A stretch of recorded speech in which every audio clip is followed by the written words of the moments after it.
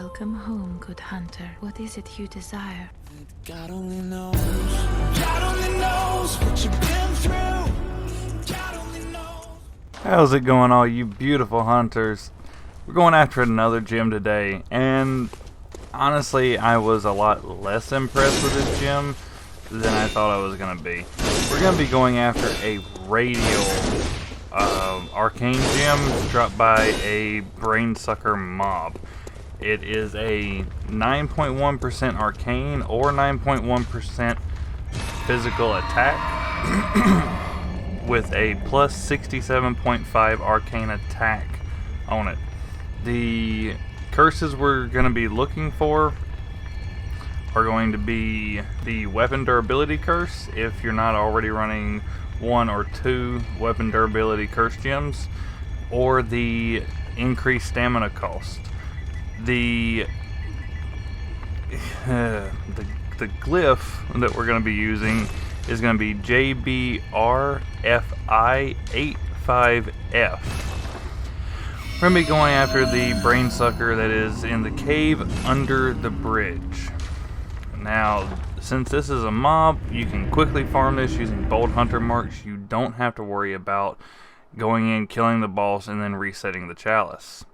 And the biggest reason why we always want to use the glyphs to get into these chalices, especially the depth 5 fetid rotted cursed, is because opening them ourselves costs a lot, and I mean a lot of materials. So being able to use or find glyphs that have good gems, the only thing you need is to make sure you've already opened that type. So as long as you've opened a depth 5 fetid rotted cursed, you can pretty much open anything. And it's only going to cost you blood echoes. It's not going to cost you the material of opening the chalice because someone's already paid the price for opening the chalice. So here we're going to do a quick little run through of pretty much the whole chalice. Now, I didn't find the brainsucker as quickly as I was hoping. Normally when these mobs you're going after, the description of where they're at is pretty good, but this one is just the cave under the bridge. And as you can see, this literally has a bridge straight to the boss door that splits off into 2 caves. Now, if I had been smart, I'd have went towards the left one first, but instead we're going to go over here to the right. I don't even think this guy drops anything. I killed him quite a bit. And you can see, so where it says weapon at risk, that's because I am running 2 weapon durabilities, and I don't think I've repaired my burial blade in like 3 farms. So it's getting a pretty good workout. Now, even with it being at risk, it's not going to break anytime soon. Probably got another, I don't know. You probably got another good little bit before it breaks. And even when it does break, it's not like you lose the weapon. It just reduces its damage drastically. Now, we did use the Molotov there mainly because they're weak to it, and it just keeps you out of range of those. They can be quite the irritant. I'm not sure why they keep spawning those type of mobs constantly. They're very weak, very quick to get through. Again, I killed those mobs quite a bit just trying to see if they did drop anything. The best I got out of them was some blood vials and quicksilver bullets. That was about it. I'm trying to taunt him towards me, trying to get him to walk into the blade. That really did not work. I need to quit trying stuff like that. It never works out for me. But here we just shoot him. I didn't get the dodge or the dash in to get up to him to get that visceral hit in. So yeah, sometimes when you parry from long distance, it is what it is. Now, I did not spend any time farming this watcher, but in a depth 5 fetid rotted curse, watchers do drop adept gems. So you could potentially farm him for some pretty good depth gems. I'm just kind of messing around using the auger, and you know, it is a fun hunter tool to use. Mostly because you do get a parry or a backstab on him. Now, I only got quicksilver bullets. Again, I haven't farmed him. I'm probably gonna go see what all I can get from him. Again, Watchers, Labyrinth Madmen, Brain Suckers, the Lost Child of Antiquities, they almost always drop something in a Depth 5 Fed Erotic Curse Chalice. So it's always worth, you know, going and seeing what they will drop for you. We'll actually be farming...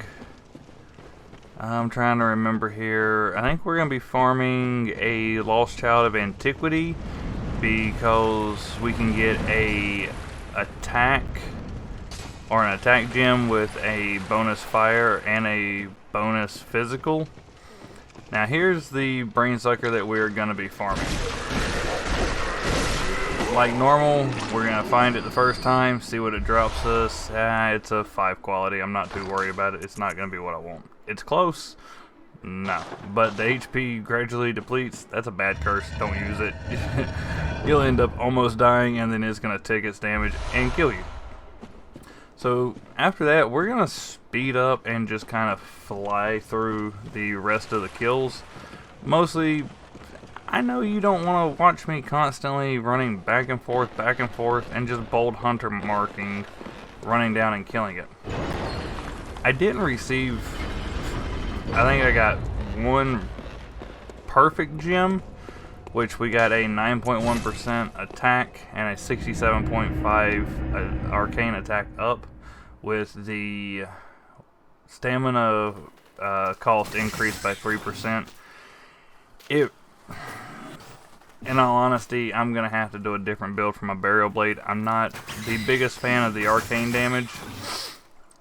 It's very only usable against a few enemies and a boss that's weak against arcane. So I'm not going to be using it. But as you can see, this is a very quick farm to do. You run down, kill him, bold hunter mark back, and that's pretty much the entire farm, and you do this until you get the one you want. And as you saw there, we got a cursed fire gem. I wasn't aware that the brain suckers could drop a fire gem. I thought the only thing they could drop was physicals and arcanes. And every now and again, brain suckers will be brain suckers, and they will kill you. And it's not fair. Just for the simple fact of it's such an easy mob to kill, but not their AI, but their attack patterns and their moveset is just completely ridiculous. And if you do happen to die, a few times your echoes will drop on the last platform you were on instead of, you know, giving them to the mob or dropping them near where you died. And you saw that just then when it dropped my blood echoes up at the ladder where I jumped off of. And again, I'm going through here using the burial blade because I'm changing its gems around and I want to see its attack difference. But brain suckers are stronger against arcane than they are against like bolt or fire or even just physical attack.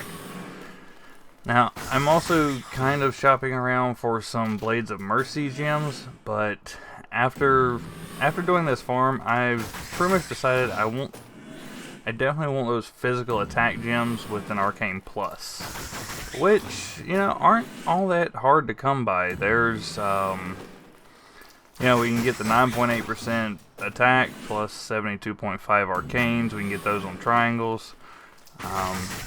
There's also a Labyrinth Madman. We're going to go farm him up for some really good arcane boost. He drops a 21% arcane plus 31.5% arcane radial, and there's also a waning version of it. So if we will probably end up going and farming him because pushing a higher flat stat arcane doesn't seem to work very well.